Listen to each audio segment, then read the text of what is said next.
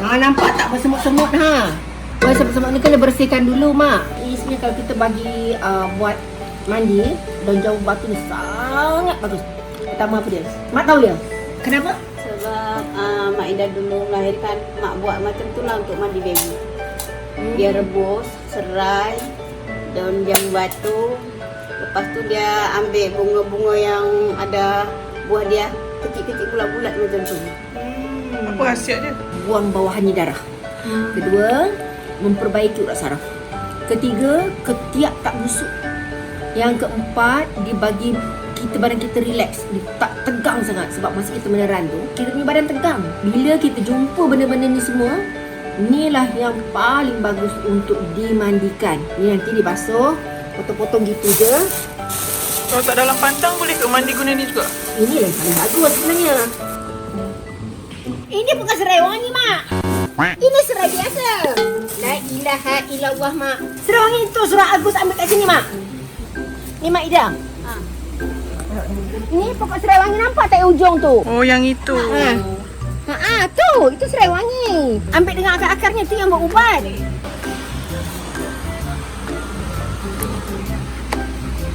Sebab tu serai kalau kita salah ambil, kita nak serai biasa lain. Macam mana nak bezakan serai wangi? Biasa elok, bukan tak elok, tapi kalau untuk mandian, untuk hilangkan stres, serai wangi lebih berkhasiat. Mai, pergi ambil serai wangi. Kalau orang dalam pantang ni kadang-kadang bukannya orang yang bersalin demam, orang yang menjaganya demam. Ambil dengan batang-batang ni, Mak ya. Berapa, Mak? Baunya dia. Baunya. Ha? Tengok baunya wangi tak? Wangi serai. Sekejap, jatuhkan satu. Ya ke, Mak Ida? Betul. Beza bau dia? Beza. Betul ambil dalam 6 batang dengan akar dia sekali. Aku tak payahlah di kamera.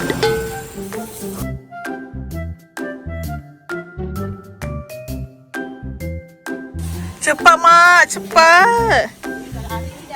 Dah lari dah tu ya? Cukup laju dah tu.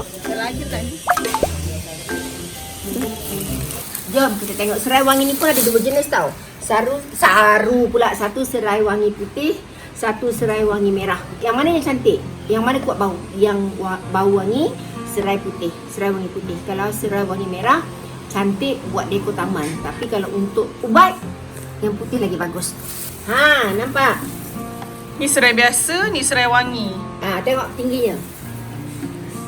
Bau dia sangat wangi. Ini serai ni, dia bukan setakat bagus halau nyamuk, halau lipas, pijat, lepas tu hilangkan agas. Caranya sekarang, ni, tengok apa yang saya dapat daripada kebun Mak, halia Mak.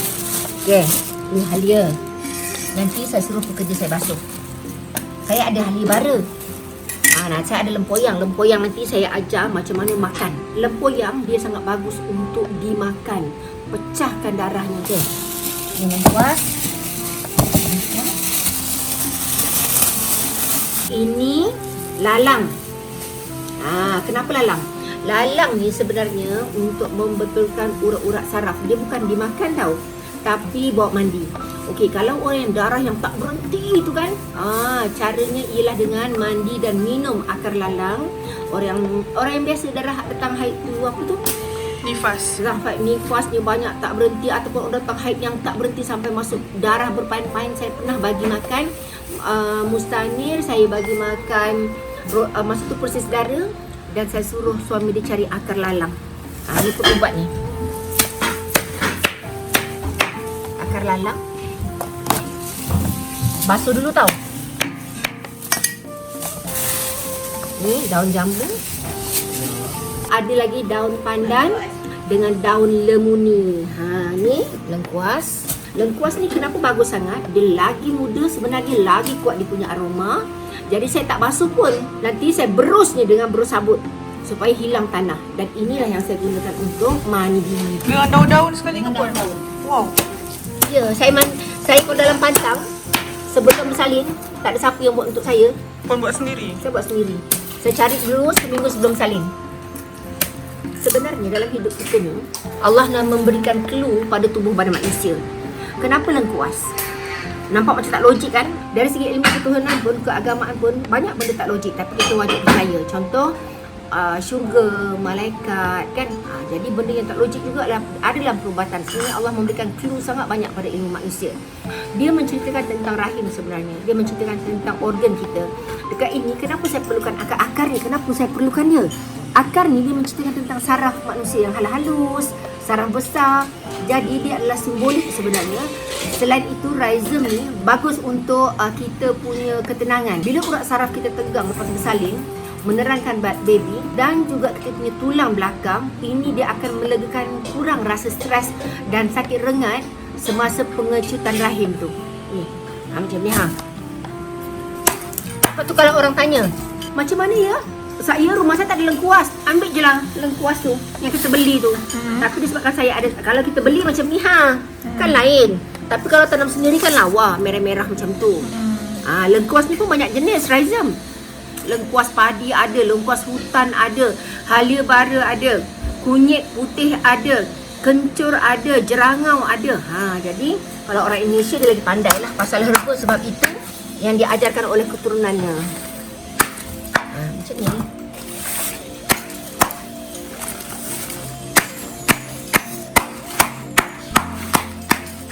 Bagi orang yang jauh daripada kampung, dia boleh gunakan satu mandian macam ni. Ini terlampau mewah sebenarnya. Kenapa saya kata mewah? Terlalu banyak. Ini boleh dalam 3 kali rebusan. Maksudnya kita boleh simpan dalam peti ais. Nanti kita rebus lah. Lepas 3 hari rebus. Ni jimat ni. Tapi kalau saya dekat dengan alam, saya gunakan ni untuk 6 hari. Serai wangi ni kan banyak sampah. Jadi sampah ni kita akan buang gitu. Dulu akar ni kita ambil. Ni cara bersihkan.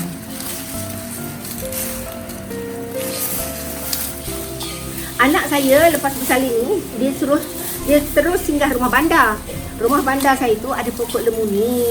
Jadi saya campurkan dengan daun lemuni dengan akar pandan. Daun pandan. Jadi berbagai herba kat sini. Sebenarnya kalau orang migrain kan, orang sakit saraf pun elok sangat ni. Lagi-lagi kalau dicampurkan masmani tu, magnesium plate. Lagi bagus. Kita sebagai pencinta alam ni, jangan sia-siakan petua orang tua-tua tau. Okay. Ilmu ni Allah nak bagi bukan setakat sekolah kat universiti je. Binatang kat hutan pun, ulat dalam batu pun Allah bagi ilmu. Kalau tidak macam ni nak makan, macam mana dia nak rawatkan diri, nak rawat diri. Sebab tu, dalam hidup kita ni bila orang bagi ilmu kita dengar je. Baik kita pakai, tak baik dah dihina udah. Ni tanah ni. Ni kena bersihkan dulu. Rumah tengah sepak, Mak Ida pergi basuh dekat luar je lah Mak, kat sana. Lepas tu Mak masukkan yang mana muat je macam ni. Nanti sisanya Mak masuk plastik. Yang paling banyak nanti serai wangi. Tapi nanti ada lagi tu Mak. Nanti ada daun lemuni dengan pandan. Jadi Mak jangan penuh sangat, herbanya banyak ni je. Kita nak basuh semua ni. Kat Indon macam ni pula tu Mak? Dekat Indon macam ni lah. Dulu Mak masak dekat Indon tu kan. Mak itu rajin buatkan macam ni untuk mandi anak dia. Lah. Untuk mandi baby, untuk mandi saya. Oh, baby pun boleh mandikan serba ni? Boleh. Lepas tu kalau kita mandikan macam ni, baby tu tak ada rasa gatal badan dia yang macam keringat buntat tu. Oh, keringat Apa tu? buntat. Okay. Itu tak ada.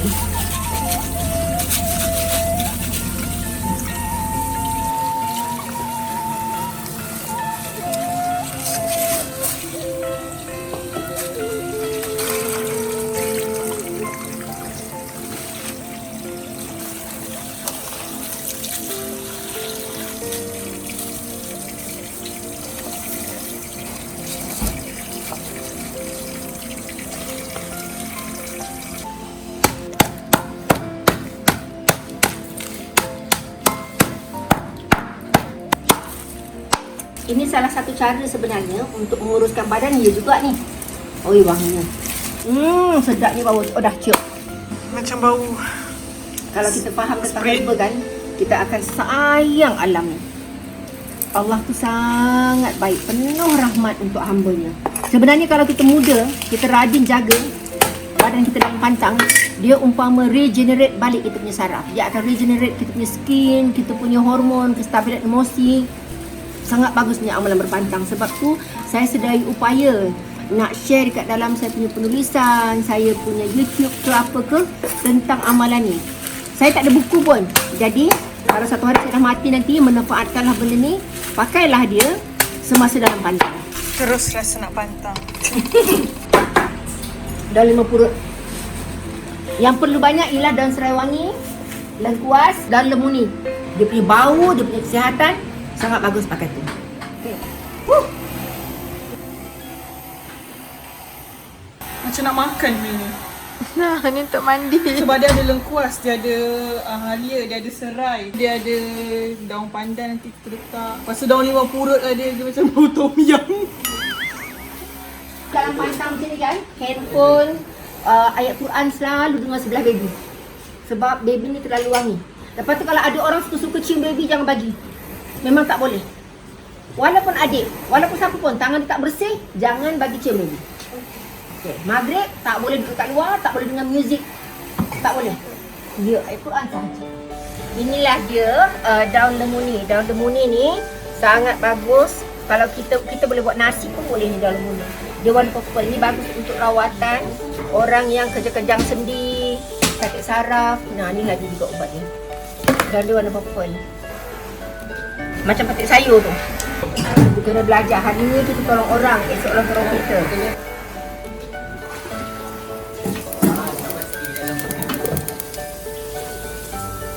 Sekarang dia dah mula menggelegak. Kalau kita buat rebusan ni tak perlu menggelegak sangat pun tak apa. Yang penting first rebusan tu dah keluar patinya, kita terus dia bagi mandi. Perempuan ni kalau dalam pantang kan, dia tak betul-betul jaga dia punya badan, boleh dapat sakit saraf, boleh dapat tekanan tu yang kita panggil gila meroyan. Apa yang saya kongsikan ni bukannya untuk menjual, tapi saya sharekan apa yang saya lakukan untuk ahli keluarga saya. Inilah magnesium flake, saya tak jual pun sebenarnya, tapi ada kat rumah hutan untuk orang sakit saraf. Saya letak sikit je lah. Macam tu. Nanti dia mandi lagi, nanti bancuh lagi. Setiap kali bancuhan sampai habis pantang, mesti saya akan habiskan untuk sekurang-kurangnya magnesium flake ni 1 botol. Ini juga bagus untuk kita buat cucian dekat bahagian alat sulit supaya dia cepat kecut. Dia dah mula menggelegak, saya pun ambil patinya. Lepas tu nanti saya rebus lagi. Saya rebus lagi digunakan untuk mandi esoknya. Jadi patinya dah keluar awal-awal. Beginilah salah satu cara untuk membuat rebusan herba di dalam pantang yang digunakan untuk mandi. Okey, kalau kita ada shower dekat belakang tu, sejuk pun tak apa. Nanti kita campur je lah dengan air panas kat dalam shower bilik mandi. Standby untuk mandi.